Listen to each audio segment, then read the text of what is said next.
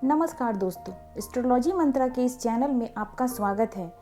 आज हम विवाह की उम्र निकालना सीखेंगे और हमारे जीवन साथी कैसे होंगे इसके बारे में आज हम विस्तार से बात करेंगे। इससे पहले भी मैंने इस पे काफ़ी विस्तार से वीडियो बनाया है, पर कुछ लोगों की क्यूरी बार बार आ रही है, तो मैंने सोचा कि एक और वीडियो इस टॉपिक पे बनाया जाए। इसीलिए आज हम विवाह की उम्र निकालना सीखेंगे और हमारे जीवन साथी कैसे होंगे इसके बारे में आज हम विस्तार से बात करेंगे। इसे मैरिज लाइन बोलते हैं।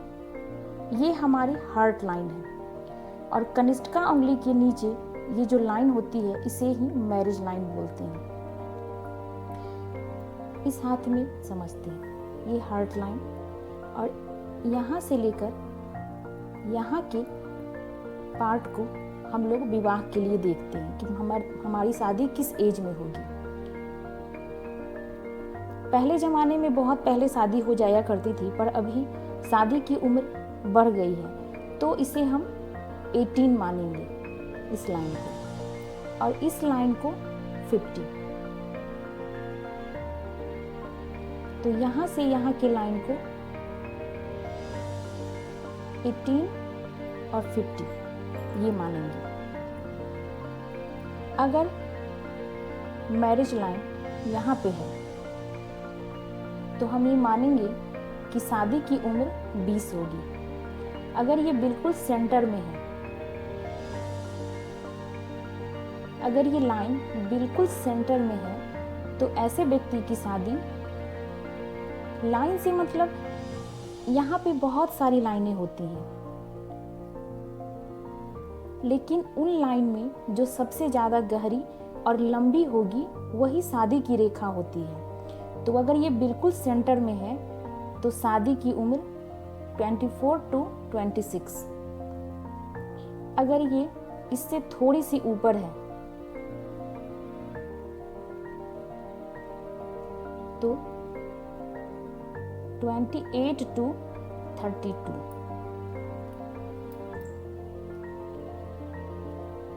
थोड़ी सी ऊपर है तो 28 to 32, और अगर बिल्कुल सेंटर में है तो 24 से 26 या फिर 28, 24 से 28 आप इसे मान सकते हैं। तो ये इस एज को दिखाएगी, और ये ज़्यादातर शादियां अभी इसी एज में हो रही हैं, 28 से 32 की एज में। वैसे आप अपने हाथ पे देख सकते हैं इसे अच्छे से। बहुत सारी रेखा को नहीं देखना है, उन रेखाओं में जो सबसे ज़्यादा गहरी और लंबी होगी वही हमारी शादी की रेखा होगी। और अगर ये लंबी गहरी रेखा है, उसके नीचे छोटी सी रेखा ऐसे बन रही है, ज़्यादा लंबी नहीं, बिल्कुल छोटी सी, तो आप मान सकते हैं कि ये लव के बाद शादी को दर्शाती है। तो इसे आप लव मैरिज का भी योग बोल सकते हैं। अब हमने विवाह की उम्र निकालना सीख लिया। अब हम जीवन साथी के बारे में पता करेंगे। ये पता करेंगे कि जिससे शादी होगी उसका व्यक्तित्व, उसका स्वभाव, उसका कैरेक्टर कैसा होगा। लड़कियों के लिए बृहस्पति की स्थिति को देखना सबसे ज़्यादा महत्वपूर्ण होता है, और लड़कों के लिए शादी के लिए शुक्र को देखना सबसे ज़्यादा महत्वपूर्ण होता है। लड़कियों के लिए बृहस्पति की स्थिति और लड़कों के लिए शुक्र की स्थिति को देखना जरूरी होता है। सबसे पहले हम बात करेंगे चंद्रमा के बारे में। ये हमारा चंद्रमा का हिस्सा है, इसे चंद्र पर्वत बोलते हैं इस हिस्से को। अगर ये हिस्सा पूरी गोलाई लिए हो और ऐसे बाहर की तरफ कर्व बन रहा हो तो ये मान के चलना चाहिए कि जो जीवन साथी होगा वो काफ़ी इमोशनल होगा। इमोशनल होना बहुत अच्छी बात है, क्योंकि ऐसे लोग दिल के साफ होते हैं, पर मूड स्विंग बहुत ज़्यादा होता है। तो अगर आप प्रैक्टिकल हैं और इस तरह की हथेली है तो आप मान के चलिए कि आपके जीवन साथी बहुत इमोशनल होंगे। तो अगर आपको ये बात पहले से पता होगी तो एडजस्ट करने में काफ़ी आसानी रहेगी। और अगर ये क्षेत्र चपटा हो और ये कर्व ना बनता हो, ये यहाँ से बिल्कुल सीधी जा रही हो, तो ऐसे लोग काफ़ी गुस्सैल होते हैं। तो आप मान लीजिए कि आपके जो स्पाउस होंगी या आपकी वाइफ होंगी, वो काफ़ी गुस्सैल प्रवृत्ति की होंगी।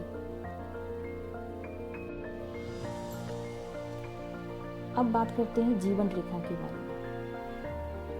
ये जीवन रेखा, इस स्थान को मंगल का क्षेत्र बोलते हैं। अगर मंगल के क्षेत्र से बहुत सारी रेखाएं आकर जीवन रेखा को काट रही हैं तो शादी काफ़ी देर से होती है। अगर ये पर्वत उठा हुआ है, आप अपने हाथ अंगूठे को जब इससे मिलाएंगे तो आपको पता चल जाएगा। अगर ये पर्वत उठा हुआ है तो ये काफ़ी अच्छा माना जाता है। अगर मंगल का क्षेत्र उठा हुआ है तो आपको अच्छा जीवन साथी मिलेगा। हो सकता है कि आपके विचार ना मिले, लेकिन आपकी बहुत सारी जिम्मेदारियों को वो बहुत अच्छे से अपना लेंगे और जीवन साथी आपका अच्छा होगा, आपसे बेहतर होगा। हर मामले में वो आपसे बेहतर होगा और अच्छा होगा। अगर मंगल का क्षेत्र दबा हुआ है तो शादी देर से होगी और विचार में जमीन आसमान का अंतर रहेगा। तालमेल बिठाने में, विचारों के तालमेल में काफ़ी दिक्कत हो सकती है। अब बात करते हैं कनिष्ठिका उंगली के नीचे जो विवाह की रेखाएं होती हैं। अगर ऊपर से आती हुई कि कोई रेखा इसे काट दे, ये काफ़ी बारीक होती है, आप लेंस से देखेंगे तभी आपको समझ में आएगा। तो जीवन साथी विपरीत स्वभाव का होता है और जो आप सोचेंगे उसका उल्टा होता है और शुरुआत के 1-2 साल आपको काफ़ी स्ट्रगल करना पड़ता है रिश्ते को निभाने के लिए। तो अगर आप ये पहले से जान लें तो काफ़ी बेहतर होगा और इसको देखने के लिए आपको लेंस की ज़रूरत पड़ेगी। ये काफ़ी बारीक होती है, इससे आपको अच्छे से पता चल जाएगा। अब लड़कियों के लिए, अगर बृहस्पति का पर्वत उठा हुआ है तो शादी काफ़ी अच्छी होगी और आपका जीवन साथी बहुत अच्छा होगा। वो आपकी रिस्पेक्ट करेगा और आपकी बात मानेगा और शादी के बाद आपकी स्थिति जो आप वर्तमान में हैं उससे बहुत अच्छी होने वाली है। हर चीज़ में, पैसे में, इज्जत में, हर चीज़ में आपकी स्थिति पहले से बहुत अच्छी होने वाली है। और अगर यही पर्वत दबा होगा, बृहस्पति का पर्वत, तो बिल्कुल उल्टा होगा इसका।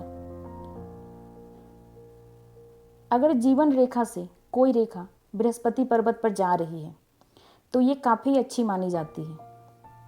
आप बोल सकते हैं कि ऐसे लोगों की शादी बहुत अच्छी टिकती है। विचारों में तालमेल भी होता है। ये लाइन बहुत अच्छी मानी जाती है, शादी के लिए ही नहीं, हर चीज़ के लिए। बृहस्पति पर्वत पे कोई रेखा जीवन रेखा से जा रही हो तो ये बहुत अच्छी लाइन है, आपको हर क्षेत्र में सफलता देती है और शादी में बहुत ज़्यादा अच्छा होता है। ये शादी के बाद आपके भाग्य की उन्नति होती है इस लाइन की वजह से। तो ये काफ़ी अच्छा लाइन माना गया है। लड़कों के लिए शुक्र के क्षेत्र को देखा जाता है। अगर शुक्र का क्षेत्र उठा हुआ है और बाहर की तरफ निकला हुआ नहीं है तो शादी काफ़ी अच्छी चलेगी। एक दूसरे के प्रति सम्मान, प्यार सब कुछ रहेगा। बहुत अच्छी निभती है ऐसे लोगों की शादी। और अगर यही क्षेत्र दबा हुआ हो और ये परकशन बाहर की तरफ निकला हो तो विचारों में अनबन रहेगी। शुरुआती दौर पे काफ़ी संघर्ष भी करना पड़ सकता है रिश्ते को निभाने के लिए।